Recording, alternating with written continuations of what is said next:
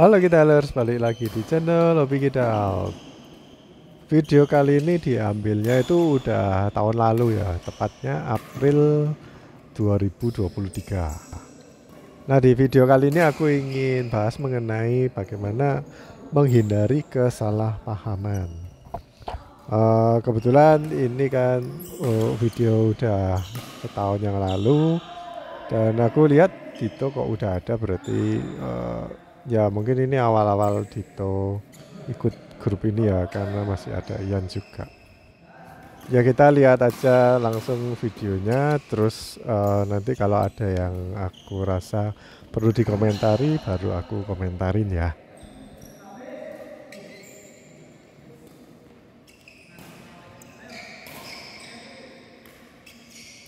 Ini aku nggak nyangka bolanya bakal masuk, jadi nggak siap. Aku lihat Dito sekarang udah banyak kemajuan daripada yang di video ini, cuman sekarang ada sedikit kemunduran sih. Kalau di sini aku lihat Dito cukup rajin ya untuk ngambil-ngambil bola, dan kalau ada kesempatan nyemes dia nyemes. Kalau sekarang lebih banyak ke ngecop-ngecop dan main-main halus aja. Oke, ini kesalahpahaman yang pertama ya. Jadi telat, siapa siapa yang ngambil bolanya telat. Kan tadi Dito yang ngasih ke daerah net, tapi Dito itu nggak ngejar. Jadi Andi mau ngejar, karena kalau sama Ian tadi di net, siapa yang ngambil? Jadi harusnya Andi yang ngambil kalau di net. Tapi ternyata sama Ian kan di lob. Harusnya Dito yang ngambil sih. Dan ini salahnya Dito habis ngasih ke net, nggak mau ngejar ke depan. Jika dia itu ngejar ke depan, Andi pasti udah langsung siap ke belakang gitu. Jadi tuker kan, satu maju, satunya harus mundur untuk ngisi ruang kosong.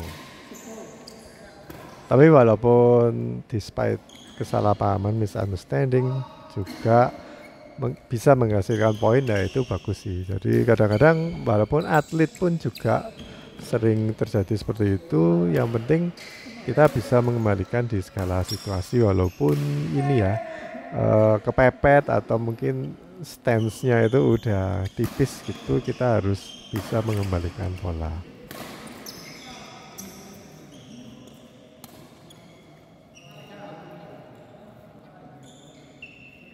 Kalau aku amati di sini, permainanku sekarang juga agak beda sih. Kayaknya sekarang lebih banyak matian.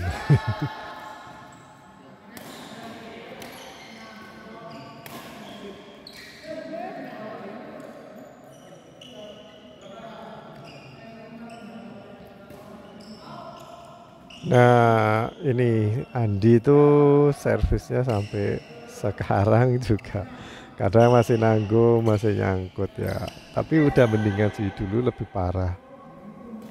Dan termasuk di video ini masih parah.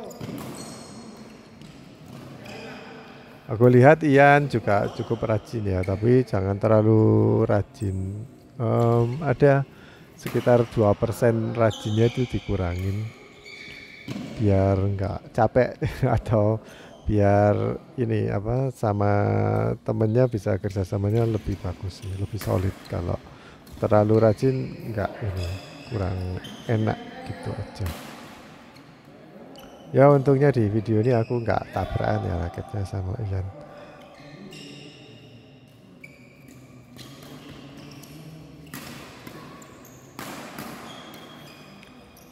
Nah ini karena terdesak ya, jadi aku ngambil langsung di belakang. Itu walaupun aku ngenet pun Ian harusnya maju. Dan ini kan aku ngelob, Ian harusnya tetap maju juga. Karena ya aku nggak mungkin ngambil yang di depan kan. Jadi dia yang harus cover. 3/4 atau mungkin 7/8 lapangan dia yang cover, soalnya aku udah kepepet di belakang. Ya untungnya pengembaliannya dari Tito mati ya, atau nyangkut. Setauku Dito ini cukup rajin untuk ikut di berbagai grup, jadi kemajuannya lumayan cepat, dan mungkin ada niru-niru dari pemain-pemain lainnya juga. Jadi gayanya, terus mungkin tekniknya juga niru dari pemain yang lain. Itu bagus juga sih buat kalian yang baru mulai belajar badminton. Kalau bisa ikut di beberapa grup itu nanti makin kaya tekniknya dan pengalamannya juga, daripada gabung di satu grup yang isinya orangnya itu sama tapi grupnya sering main seminggu 3 kali. Itu aku rasa untuk kemajuan ya, untuk kemajuan buat yang pemula itu aku rasa kurang kalau kita cuman gabung dalam satu grup yang orang-orangnya sama semua. Jadi kita nggak bisa belajar banyak dari pengalaman orang lain. Kalau kita eh, apa gabung di beberapa grup atau mungkin insidental aja di beberapa grup yang orangnya beda-beda, kita bisa belajar lebih banyak. Dan ya tergantung orangnya juga sih. Tapi kebanyakan dalam satu grup kan ada yang levelnya bagus, ada yang enggak ya. Jadi yang bagus mungkin kita bisa tiru dan bisa kita tanya-tanyain sih. Biasanya orang yang udah pinter main tuh kalau ditanya-tanyain seneng untuk bisa berbagi. Mereka biasanya lebih humble daripada orang yang nggak seberapa bisa main tapi merasa udah bisa. Bukan maksudnya sombong tapi merasa udah bisa. Biasanya tambah master itu tambah dia itu berpikir aku ini gak tahu apa-apa, jadi tetap mau belajar lebih banyak lagi. eh di sini aku masih sering nyemes-nyemes keras ya, jadi berharap dengan semesan yang lebih keras kita dapat lebih cepat untuk menghasilkan poin. Padahal kalau aku pelajari ulang ya, itu sebenarnya akhir-akhir ini kalau ada kesempatan untuk nyemes lebih enak malah dikasih deketnya tipis gitu, jadi lebih cepat menghasilkan poin daripada kita nyemes harus 2-3 kali. Tapi tergantung juga lawannya ya, kalau lawannya cepat kita net ya mungkin malah mati sendiri.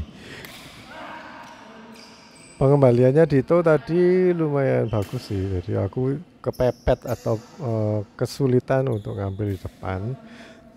Cuman ini ya, Dito kurang sigap. Kalau lihat ada lawan itu merasa kesulitan kayaknya, oh ini dia lari-lari kesulitan habis mukul, itu pasti dia pingin balik ke posisi siap ya, harus cepet-cepet balik lawan kita itu. Kita itu juga kalau ngelihat oh lawannya ini lari-lari kepepet, ini pasti buang bola. Jadi kita itu udah siap-siap berada di posisi kepingin smash. Jadi posisinya yang ideal untuk smash ya di belakang tengah. Jadi dia habis pukul tadi yang ngasih ke net ke aku itu, dia udah langsung siap lagi langsung di tengah. Jangan berharap lawannya udah mati karena kita placing yang lumayan sulit ya. Kalau lawannya sampai bisa, kamu kehilangan kesempatan untuk nyemes. Dan tadi kan Dito nyangkut ya smashnya itu karena dia split second atau kurang dari 1 detik atau 1 detik terlambat, makanya smashnya nyangkut.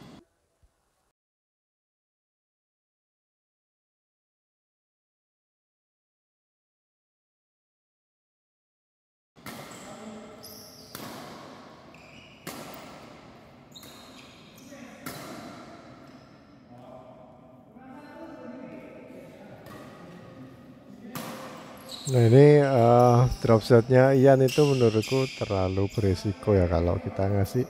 Ya bener, jaraknya dari net itu tipis, itu kan yang dimau sama Ian biar lawan tuh larinya jauh. Tapi kalau itu kan gerakannya lambat ya, jadi lebih lambat kalau kita ngedrop shotnya pakai cara yang ngecop atau di kayak halus tapi lebih cepat, atau bolanya itu enggak bentuk parabola tapi lebih ke lurus dulu terus baru turun gitu.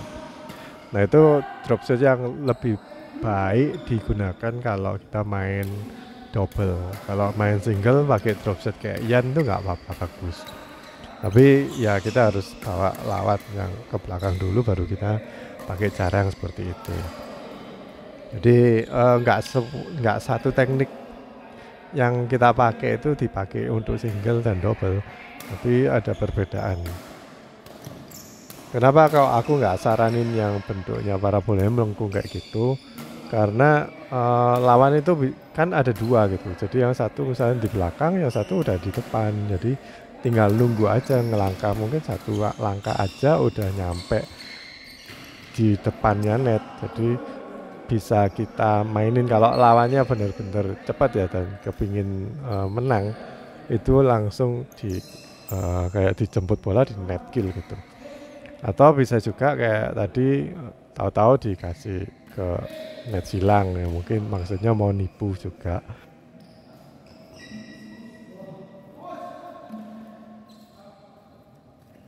Ya intinya jangan ngasih ngedrop shot yang pakai parabola biar lawan tuh nggak banyak opsi untuk pengembalian. Nanti kalau banyak opsi baik kamu maupun partnermu jadi bingung. Itu yang bikin nambah misunderstanding antara kamu dan partner. Jangan nyalain partner atau hanya karena bola-bola yang seperti itu ya. Karena itu ya sebenarnya kesalahanmu juga. Kenapa kok ngasih bola yang setidaknya kayak nanggung gitu. Jadi partnermu itu nggak bisa siap-siap untuk mengembalikan bola karena terlalu banyak opsi yang harus dipikirkan.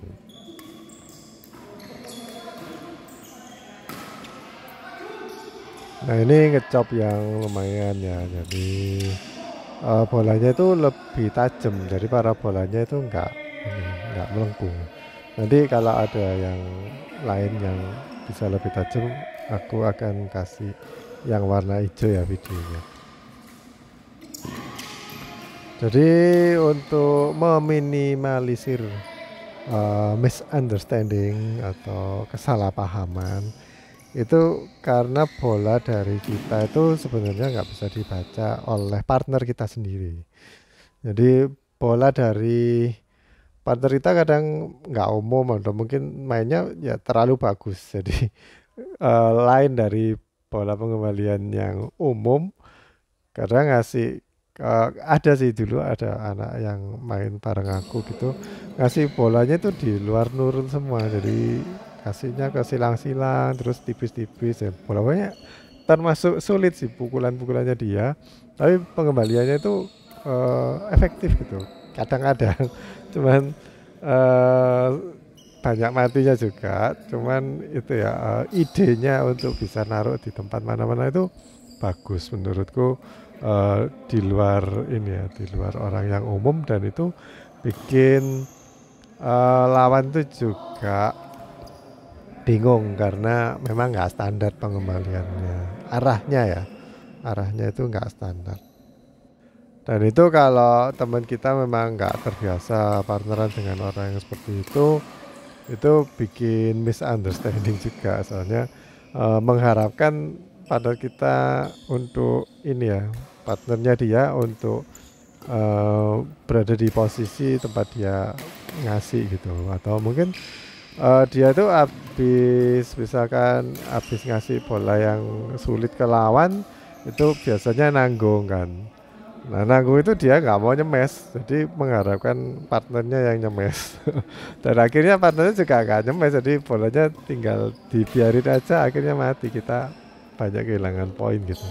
Hanya karena kayak gitu, jadi misunderstanding, terus dia nyalain aku biasanya. Kok sama kocer gak disemes? Kok gak diambil? Ya kan harusnya itu bolamu, soalnya kamu kan di belakang. Nah itu kayak hal-hal seperti itu ya, memang untuk apa ya, jokes aja, jadi main untuk having fun dan nyari suasana yang baru juga. Tapi harusnya nggak boleh sih kalau kayak gitu. Kalau ranahnya dia, tanggung jawabnya dia, itu dia yang harusnya ngambil. Kalaupun mau bantuin kadang-kadang walaupun bukan kewajiban kita untuk bantuin pemain yang ada di belakang, kalau kita mau mundur ya gak apa-apa sih. Asal tahu aja kapasitas kita bisa mundur seberapa cepat dan bisa mengembalikan bola enggak. Terus cuman sekedar untuk ngeblok atau buang bola, sekedar balik, atau memang benar-benar bantuin jadi yang menyulitkan lawan.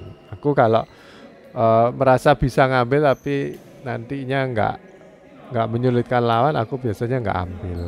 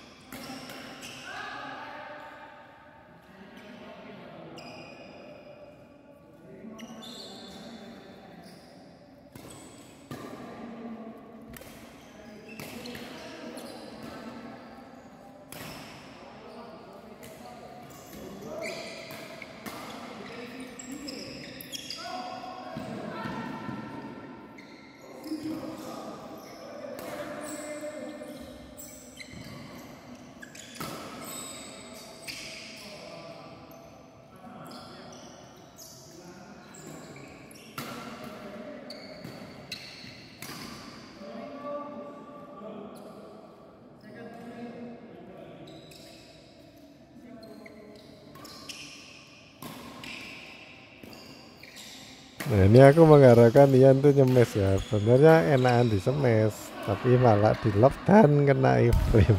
Jadi bolanya itu tanggung.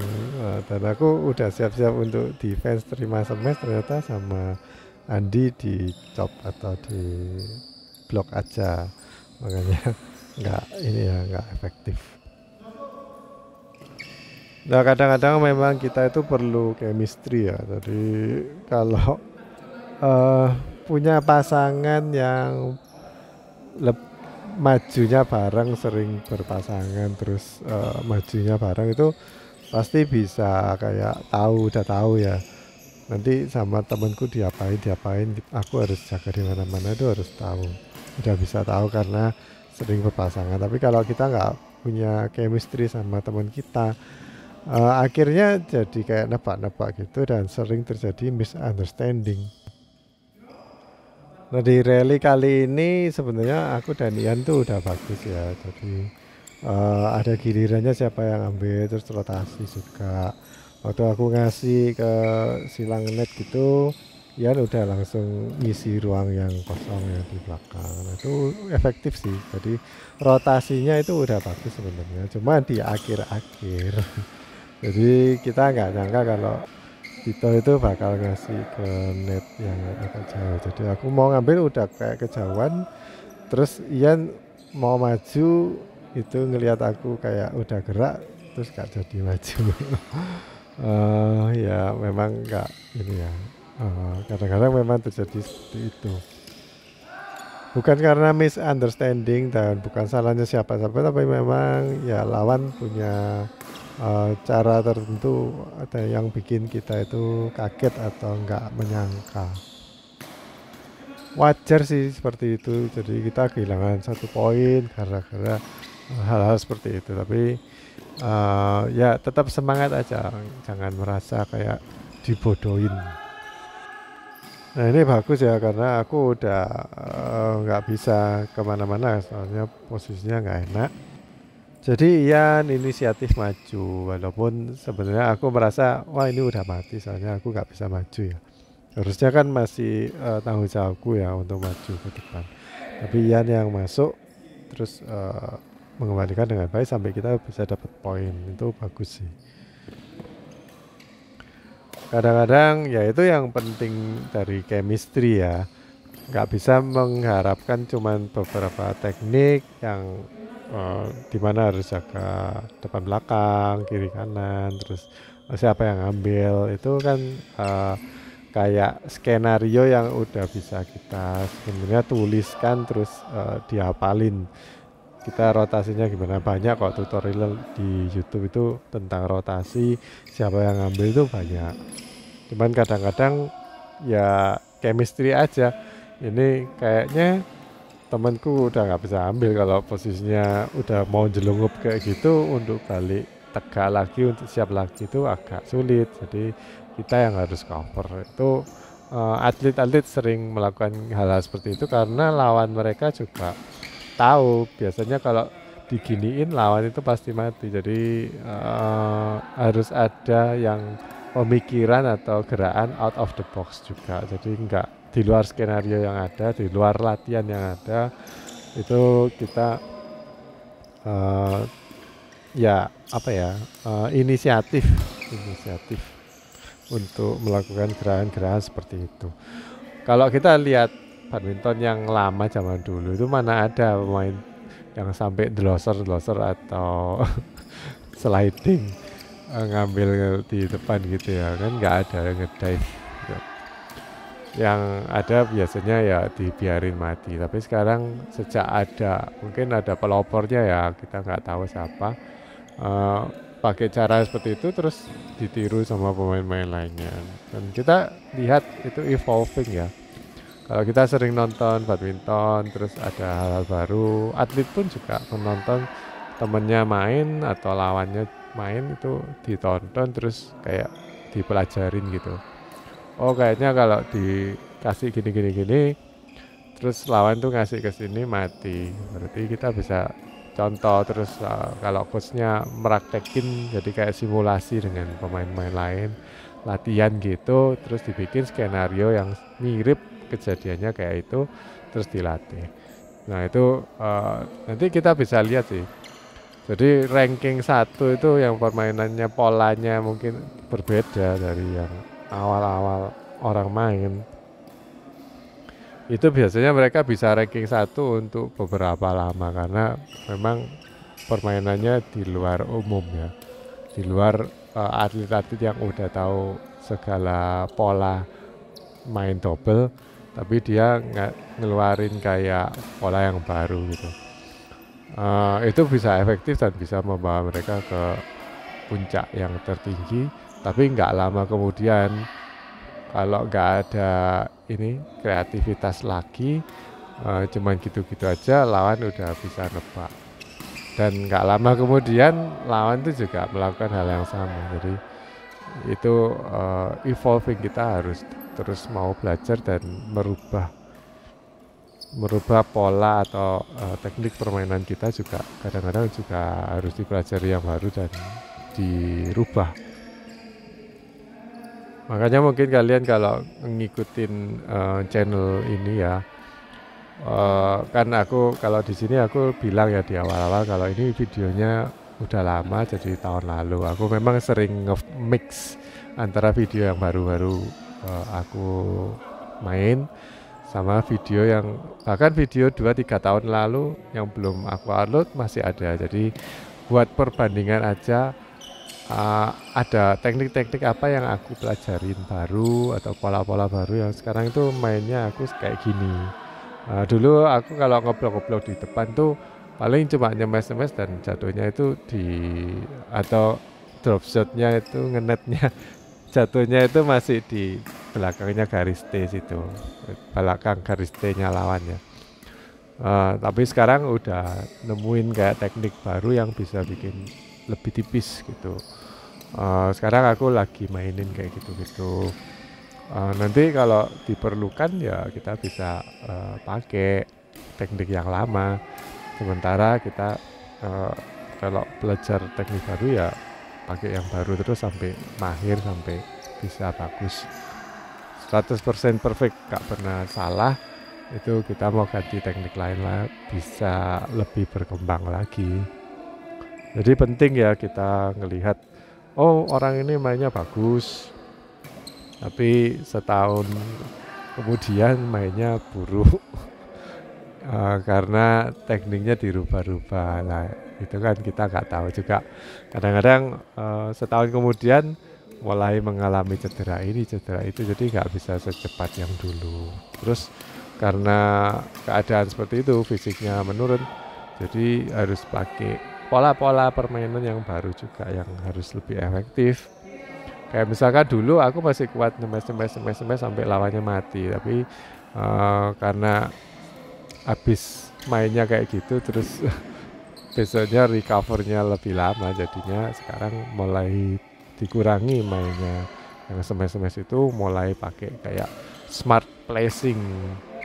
Jadi kalau ada bola enak, mending nggak di smash atau di blok aja. Tapi kalau enak banget ya smash aja. Jadi jangan sungkan-sungkan. Kita harus pandai-pandai memakai senjata yang kita punya. Kalau ini lebih efektif pakai senjata A, kalau ini lebih efektif senjata B.